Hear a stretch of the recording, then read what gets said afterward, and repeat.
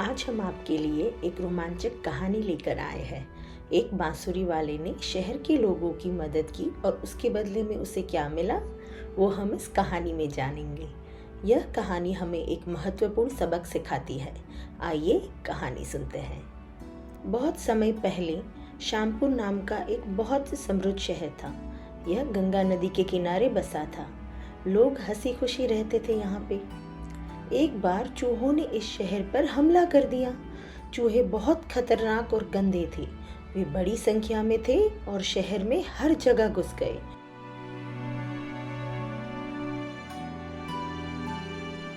लोगों का बाहर निकलना बंद हो गया। उन्होंने बेकरी और दुकानों को बुरी तरह से नष्ट कर दिया। वे घरों में घुस गए और सब कुछ नष्ट कर दिया। उन्होंने लोगों के कपड़े भी कुतर दिए। सब लोग परेशान हो चुके थे। श्यामपुर के लोग बहुत डर गए। उन्होंने चूहों से छुटकारा पाने के लिए हर संभव प्रयास किया। चूहे जंगली और हिंसक थे और वो बिल्लियों से भी नहीं डरते थे। श्यामपुर के लोगों के लिए यह एक बड़ी समस्या बन गई। वे मदद के लिए शहर के मेयर के घर गए। मेयर ने लोगों को आश्वासन दिया कि वे उन्हें जंगली चूहों से बचाएंगे। उन्होंने बहुत प्रयास किए, जैसे कि चूहे मारने की दवाई उन्होंने पूरे शहर में डलवाई, लेकिन चूहों के प्रसार को नियंत्रित नहीं कर सकी। मेयर ने घोषणा की कि वे उस व्यक्ति को 1000 सोने के सिक्के देंगे जो शहर को चूहों से मुक्त करने में सक्षम होगा। उन्होंने ये संदेश नज़दीक के सारे शहरों में भेजने के लिए भी कहा।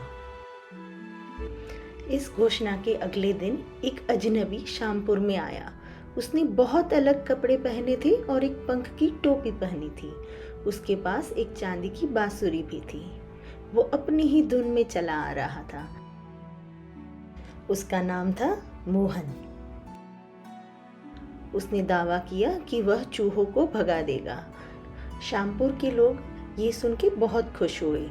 वे उसे तुरंत ही मेयर के घर ले गए।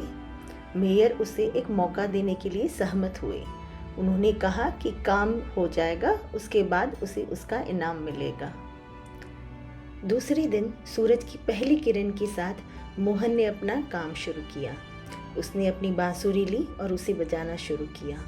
वो चलते चलते गांव के बाहर आया और जैसे ही उसने बजाना शुरू किया, सभी चूहे शहर से बाहर आ गए और मोहन के पीछे पीछे दौड़ने लगे। मोहन धीरे धीरे नदी के किनारे गया और सभी चूहे भी उसके पीछे चले गए। उसने नदी में एक कदम रखा और चूहे उसके पीछे पीछे चले गए और नदी में डूब गए। मोहन शहर वापस गया और मेयर से अपना इनाम मांगा।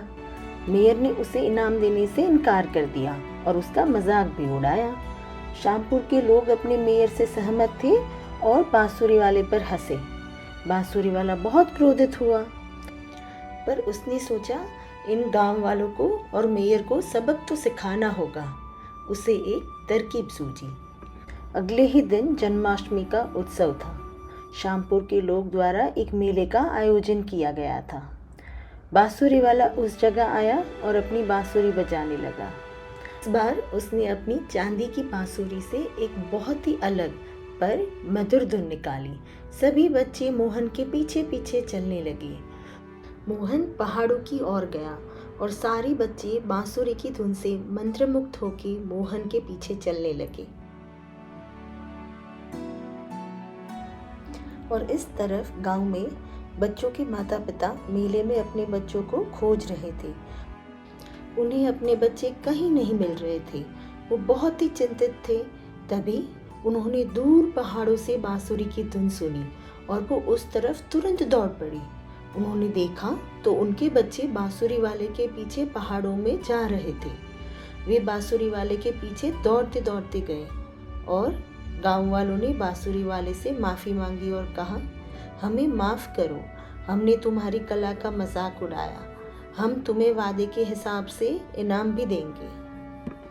बांसुरी वाले ने गांव वालों को माफ़ किया और बांसुरी बजानी बंद कर दी। जैसे ही बांसुरी की धुन बंद हुई, सभी बच्चे अपने माता पिता के पास दौड़ के चले गए।